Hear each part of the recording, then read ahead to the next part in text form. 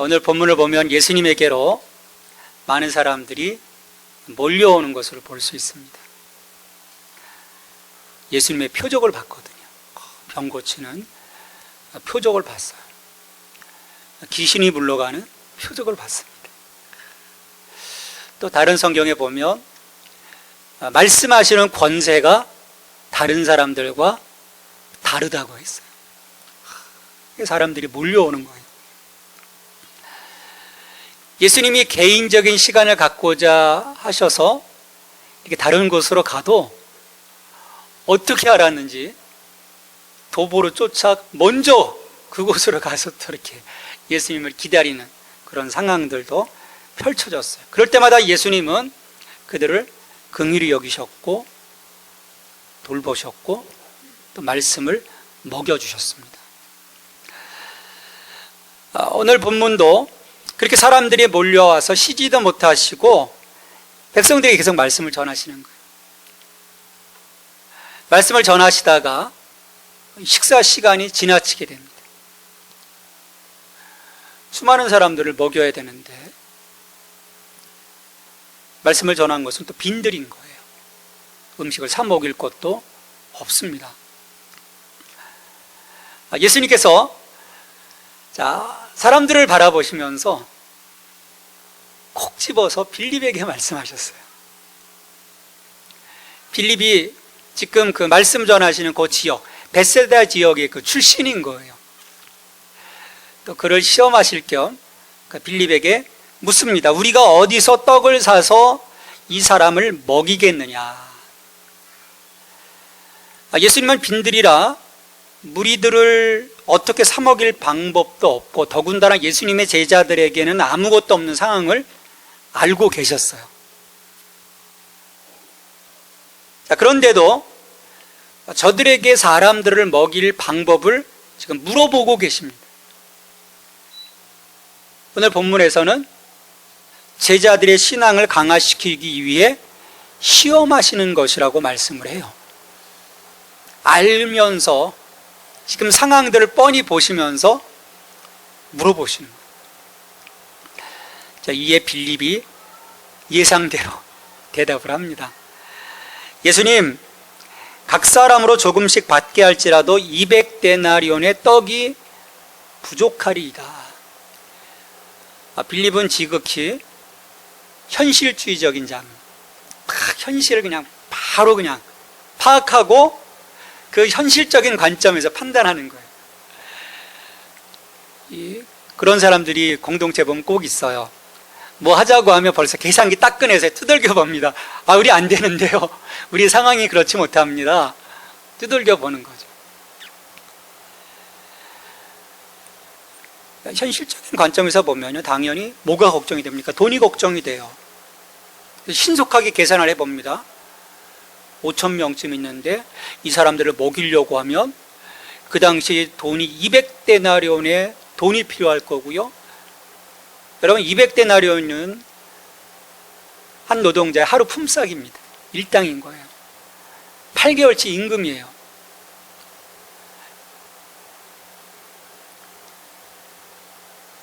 일단은 어디 가서 사볼 만한 상황도 아니고 설령 산다고 하더라도 200데나리온의 돈이 필요하니까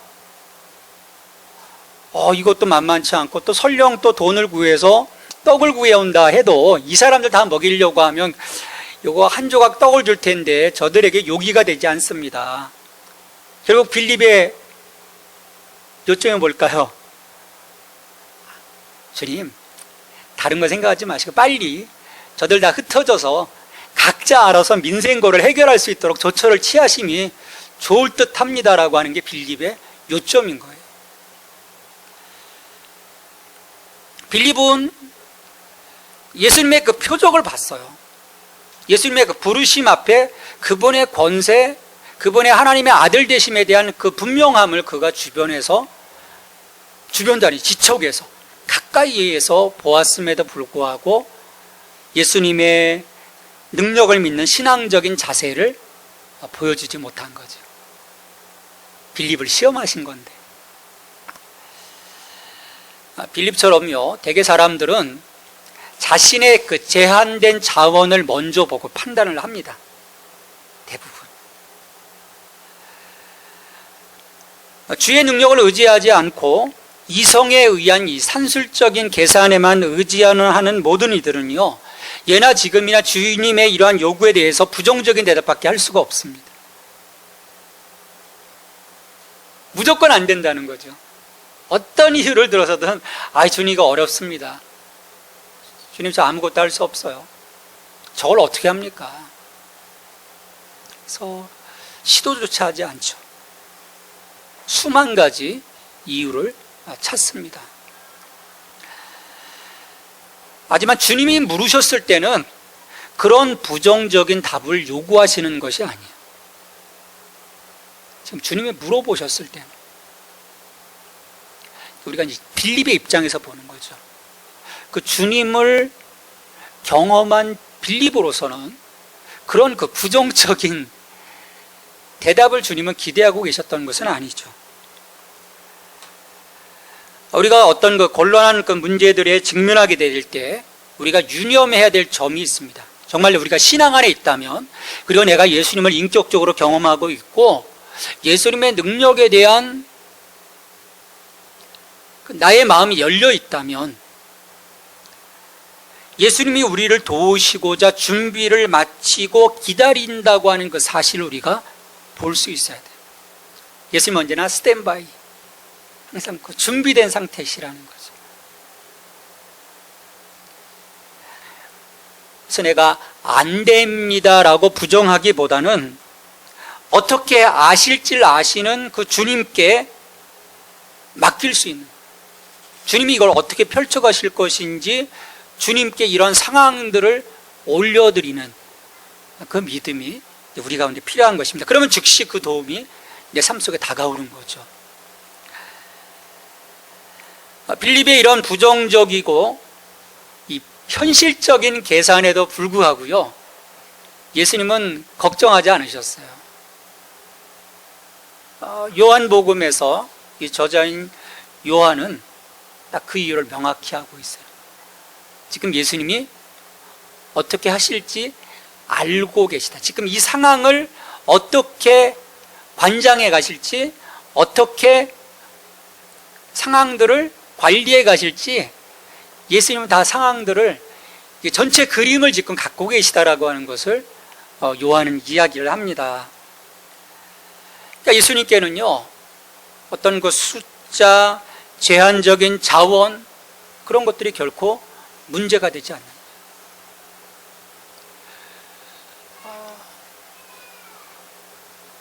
우리의 생각과 하나님의 생각은 차원이 다르다라고 성경의 기자들은 끊임없이 얘기합니다. 그러니까 우리의 한계를 가지고 무한하신, 그러니까 유한하신 나의 어떤 상황을 가지고, 나의 능력을 가지고 무한하신 하나님을 우리가 자꾸 바라보게 되면요, 그 무한하신 하나님을 그 무한하심의 그 자리에 두고 그분이 행하실 것에 대한 그 믿음을 내가 계속 올려드리기보다는 자꾸 이 상황 속에 내가 빠져 있다 보면 이 유한한 상황 속으로 주님을 끌어내려서 아무것도 할 수 없는 그런 상황들이 계속 우리의 삶 속에서 반복이 되는 거예요. 그러기에 우리는 예수님께서 우리 시대와 우리가 사는 이 세대에 친히 어떻게 아실 것을 이미 아시며 우리 개인의 미래와 현재 얽히고 설킨 이 실구리, 실타래죠, 실뭉치에 대해서도 똑같이 분명하게 어떻게 아실지를 아시는 분이심을 우리가 믿음으로 바라볼 수 있어야 돼요. 그러면 쉬워지는 거예요. 주님은 나에 대한 그림을 갖고 계시는 거예요. 해답지를 갖고 계시는 거예요. 그렇다면 우리는 이처럼 계획을 갖고 계신 주님 앞에 나는 그림이 없지만 뒤에는 있는데 지금 내가 보지 못하는 거죠. 내가 볼 수는 없지만 주님이 나에 대한 그림을 갖고 계시기 때문에 나의 제한된 상황을 넘어서 역사하시는 주님을 내가 늘 믿음으로 고백할 수 있어야 되는 것입니다. 그럼 우리의 삶이 늘 기적을 경험하게 되는 거죠. 믿음의 사람들의 원리가 바로 여기에 있습니다. 나의 유한함을 무한하신 하나님께 올려드리는 그 원리인 거예요. 근데 우리는 거꾸로죠. 유한하신 상황 속에 하나님을 자꾸 끌어내려 버리는. 그래서 나는 할 수 없어요. 이건 뭐죠? 아무것도 아니네요 라고 얘기하게 되는 것입니다. 자, 빌립이 이런 현실적인 이 계산기를 두들기면서 안 되겠다라고 말하고, 그리고 제자들이 이 일론에서 전전긍긍하고 있을 때 제자 중 하나인 안드레가 예수님께 와서 여쭙습니다. 9절 말씀이에요.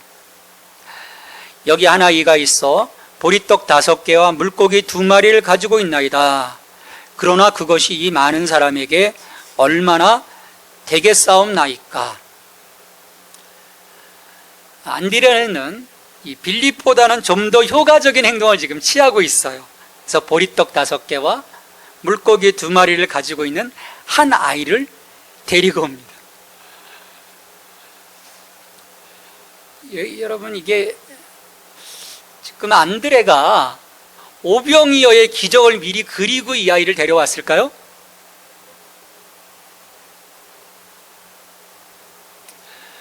그렇지는 않았을 거예요. 일단 궁여지책으로 찾아보니까 먹을 건 이거밖에 없고, 그러면서 얘기하죠. 그러나 이것이 이 많은 사람에게 얼마나 되겠사옵나이까.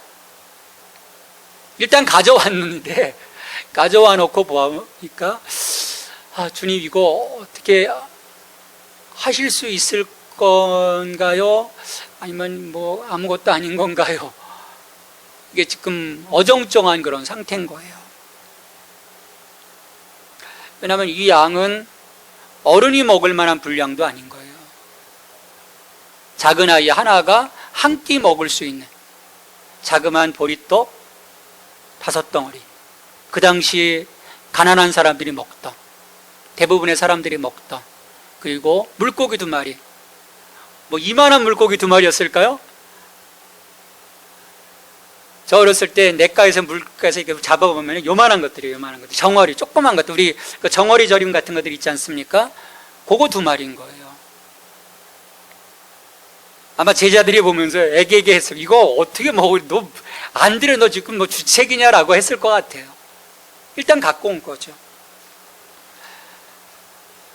안드레가 오병이어를 믿고 드린 것은 아니지만 일단은 주님께 지금에 갖고 있는 최소한의 그 리소스를 갖고 온 거예요. 다른 사람들은 뭐 어떤 자유주의 신학자들은 이상한 소리도 해요. 그 꼬마애가 도시락을 주님께 드리니까 자기들 거 다 꼬부쳐 놓고 있다가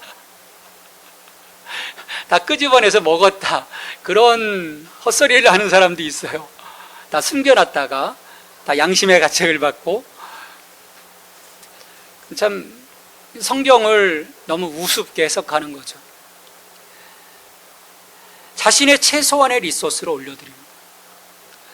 네, 여러분, 기적은요 여기서부터 시작이 됩니다. 주님, 이건 아무것도 아니에요. 난 가진 것 없어요. 또 혹은 뒤에 놓고 주님 뭐 할 게 없네요 라고 하는 그런 사람이 아니라, 이것 가지고 할 수가 있을까요? 라고 하는 의구심을 갖고 있지만, 그럼에도 불구하고 내가 갖고 있는 그 최소한의 리소스를 그 상황 속에 주님께 올려드릴 때로, 바로 그 시점으로부터 오병이어의 기적은 시작이 되는 겁니다. 이 마중물이라고 하죠. 마중물. 옛날 이 펌프 해보셨습니까? 이 집사님은 해보셨을 것 같아요. 펌프. 나머지는 안 해봤죠? 마중물을 안다 모른다. 9세대와 신세대. 그 마중물이란 건 뭐냐면, 일단 그 펌프를 하려고 하면 물이 올라와야 되는데 보여야 돼요. 일단은 보놓고 팍 하면 그 다음에 물이 계속해서 칼칼칼칼 나오게 되죠. 그 최소한의 마중물을 우리가 드릴 수 있어야 되는데, 대부분 보면 우리는 좀 그럴싸한 걸 찾아요. 주님, 전 아직 뭐 없는데요. 좀 되면, 갖다 들이부을게요 라고 이야기를 해요. 그러면 안 나오는 거죠. 역사가 없는 거죠. 작고 보잘것없는 것으로부터 우리 주님은 역사하시는 분임을 우리가 믿으시길 바랍니다. 예수님은 손수 그 많은 사람을 그 시점부터 먹이시고자 행동하시는 것을 볼 수 있어요. 사람들아 자리에 앉게 하십니다. 사람들이 지금 해는 져가고 배는 고픈데 보니까 먹을 거는 지금 없는데 앉게 하시니까 일단 막 사람들이 앉죠. 그리고 떡을 갖습니다. 보리떡을 가지고 축사하시고 감사를 드리고 그때부터 기적이 일어나요. 예수님의 손 안에서. 우리가 들었을 때는 보리떡 5개인데 예수님께서 들었을 때는 그것이 보리떡 5개가 아닌 거예요. 물고기 2마리가 아닌 거예요. 우리 그 상황을 생각해야 합니다. 그 상황을 상상하면 돼요. 그 상황만을 상상하면 우리는 모든 것을 할 수가 있어요. 내 손 안에 물고기 2마리와 보리떡 5개가 아니에요. 예수님 손 안에. 그것을 내가 드렸을 때. 11절에 보면 예수께서 떡을 가져 축사하신 후에 앉아있는 자들에게 나눠주시고 물고기도 그렇게 그들의 원대로 주시니라. 저는 이 표현이 참 재밌어요. 사람들이 앉아리 배고프니까요, 좀 더 주세요. 더 주세요. 원대로 주시는 거예요. 배부르게 주셨다라는 말이에요.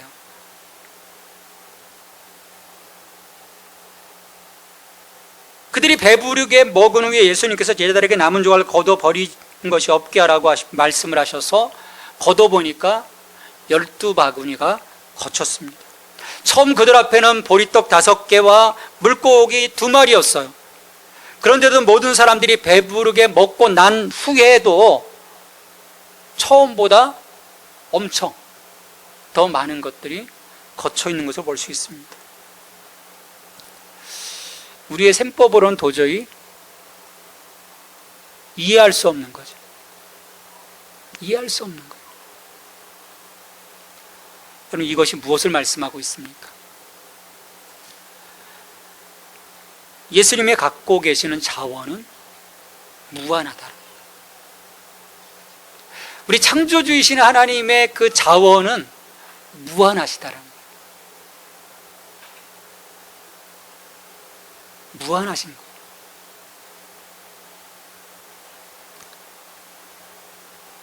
종종 우리는 보리떡 5개와 물고기 2마리밖에 없는 이 상황을 한탄하고 그로 인해 아무것도 할 수 없다 말할 때가 참 많습니다.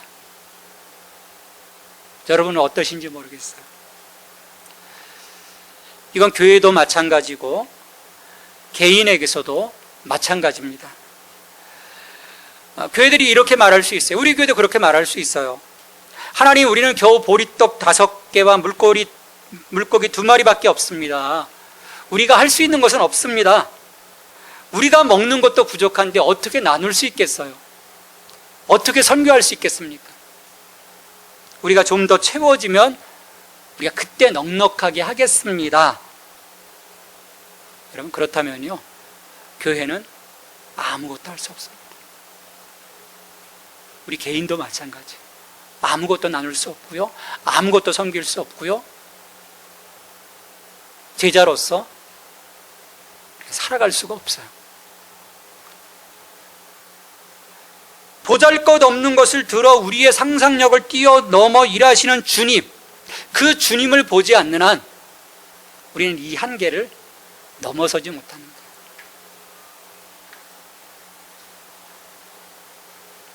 우리는 유한한 자원 앞에서 좌절하는 것이 아니라 이 무한한 자원을 갖고 계시는 예수님에 대한 믿음을 늘 고백하고 그 당장의 결핍에 대한 걱정 때문에 내가 주저앉는 것이 아니라 비전을 품고 그것들을 실천해 갈 수 있는 그런 그 신앙, 그것을 주님은 제자들에게, 그리고 오늘 이 그리스도의 제자로 살아가는 우리에게 요청하시는 것입니다.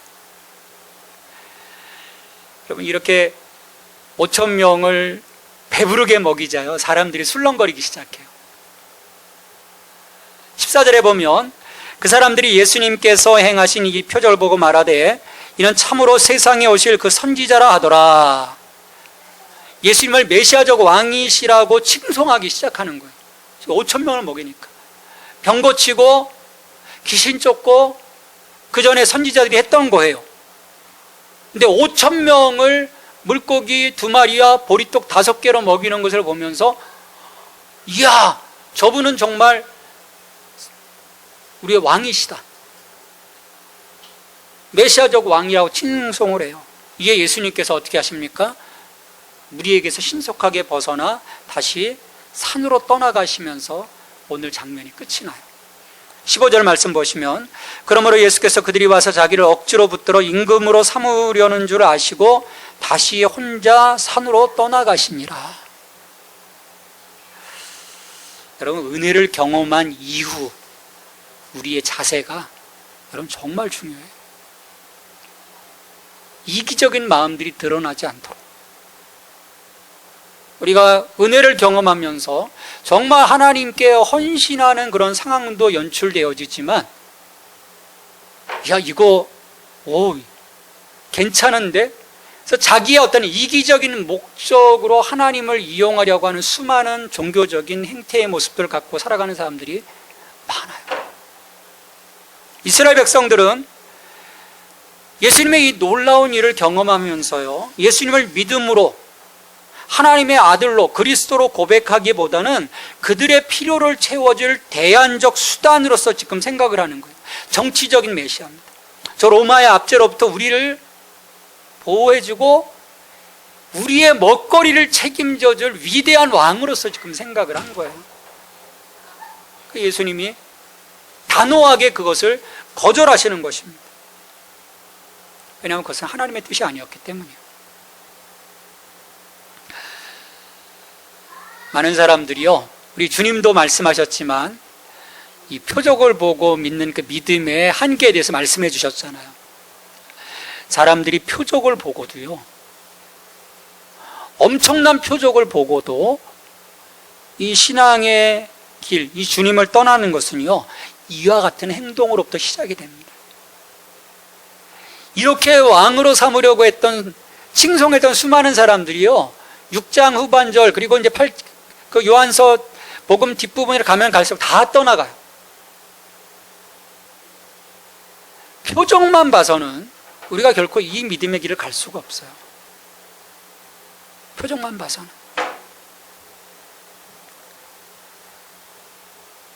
이 이야기에서 우리는 몇 가지 교훈을 얻게 됩니다. 첫째는 교회와 오늘날 그리스도의 제자들이 직면하고 있는 섬김에 대한 도전인 거예요. 여러분, 세상이요 급박하게 돌아가고 있습니다. 지금 우리 상황만 보더라도요 급박하게 돌아가요. 우리는 곰곰이 생각만 하고 있을 그런 상황들이 아닙니다. 예수님은 우리에게 필요들, 이 생명의 떡은 물론 물질적인 빵, 그리고 충족시켜달라고 절규하고 있는 다른 모든 필요들을 지금 직시하라고 도전하는 거예요. 우리가 9월달부터 공적신앙에 대한 부분도 우리가 함께 이야기할 건데요, 하나님께서 우리를 부르심은 우리 한 사람의 유익함, 우리 한 사람의 웰빙에 있지 않습니다. 하나님 나라에 있습니다. 하나님 사랑과 이웃 사랑에 있어요. 제자들을 향해서 주님은 말씀하시는 거예요. 우리가 어디서 떡을 사서 이 사람들을 먹게 하겠느냐. 오늘 주님이 우리 교회에게 말씀하십니다. 우리가 어디서 떡을 사서 이 사람들, 저 바깥에 있는 저 사람들, 저 굶주려 있는 저 사람들을 어떻게 할 수 있겠느냐, 어떻게 먹일 수 있겠느냐. 죽어가는 자들, 저 어둠의 권세 아래에 있는 자들, 저들을 어떻게 할 거냐. 우리에게도 말씀하시는 거예요. 똑같습니다. 이것은 예수님의 우발적인 질문이 아니었어요. 제자들을 시험하는 것이었습니다.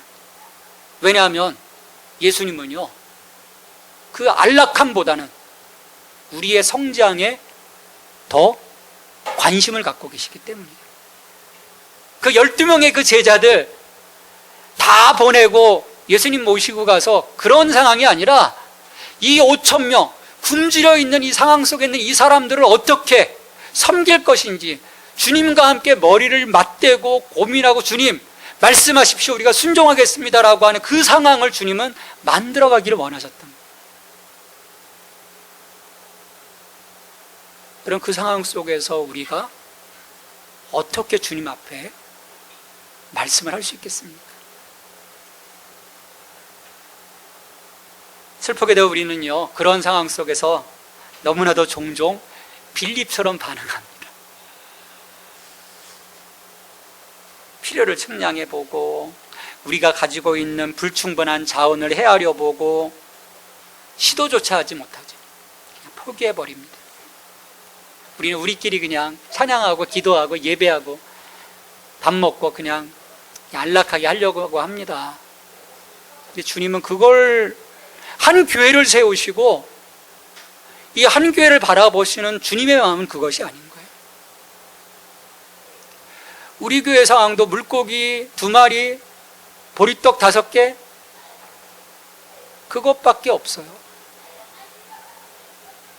그러나 그것조차도 우리가 주님께 드릴 때 주님께서 우리들의 헌신을 받아주시는 거죠. 우리의 한 사람 한 사람을 들어 축사하시고 우리를 떼어서 하나님께 드려질 때 그 예수 그리스도의 그 손으로부터 놀라운 기적들이 시작이 되는 것입니다. 지금 나의 갖고 있는 이 보리떡 5개와 물고기 2마리의 자금에 여러분들 결코 실망하지 마십시오. 그것을 사용하시는 그 유한함에서 무한함으로 만들어 가시는 그 하나님의 그 경이로움에 대한 믿음을 우리가 보여주실 수 있다면 오늘 우리의 삶은 매일매일 이 오병이어의 기적을 경험하게 될 것입니다. 오늘도 주님 우리에게 물으십니다. 어떻게 너희가 먹일 수 있겠느냐? 빌립과 안드레의 대답이 아닌 주님 저는 못하지만 주님은 하실 수 있습니다. 무엇을 해야겠습니까? 말씀하십시오. 제가 순종하겠습니다. 라고 대답하는 저와 여러분이 되기를 바랍니다. 그럴 때 우리의 삶 속에 우리들이 걸어가는 사역의 현장에서 오병이어의 기적이 날마다 경험될 것입니다. 하나님, 오늘 우리의 삶 가운데 가진 것들을 봅니다. 우리에게는 보리떡 5개와 물고기 2마리 뿐입니다. 하지만 이것을 바라보지 않게 하여 주옵소서. 이것을 사용하셔서 이것을 하나님 나라의 그 놀라움으로 이루어 가시는 예수 그리스도의 능력과 그분의 그림을 우리가 바라볼 수 있도록 하나님 도와주시옵소서. 우리가 오직 그 믿음으로 바라볼 수 있기를 원합니다. 보잘것없는 자원조차도 놀랍게 사용하시는 우리 주님을 바라볼 수 있게 하시고 우리 주님과 언제나 함께 연합하여 그 길을 올곧게 갈 수 있는 저희들 되게 하여 주시옵소서. 예수님의 이름으로 기도합니다. 아멘.